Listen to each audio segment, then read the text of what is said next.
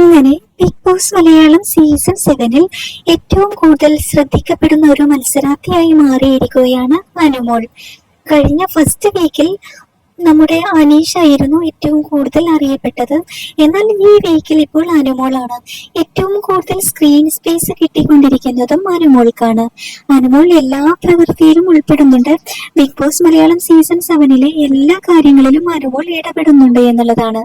ഇടയ്ക്കിടയ്ക്ക് കുറച്ച് കരച്ചിൽ ഇത്തിരി കൂടുതലാണ് എങ്കിലും അനുമോളുടെ ആ ഒരു ആക്ടിവിറ്റീസ് എല്ലാം തന്നെ സോഷ്യൽ മീഡിയയിൽ വൈറലായിക്കൊണ്ടിരിക്കുകയാണ്. ഇപ്പോൾ സ്റ്റാർ മാജിക്കിൽ കാണുന്ന അനുമോൾ അല്ല കേട്ടോ ബിഗ് ബോസിൽ എത്തിയപ്പോൾ.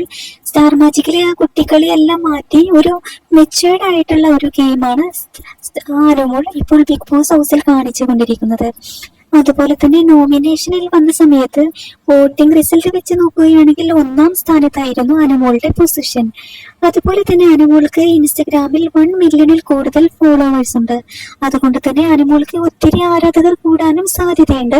എന്നാലും അനുമോളുടെ കരച്ചിലും ആക്ടിവിറ്റീസും ഫണ്ണും കാര്യങ്ങളും എല്ലാമാണ് ഇപ്പോൾ ബിഗ് ബോസിൽ എടുത്ത് കാണിക്കുന്നത്.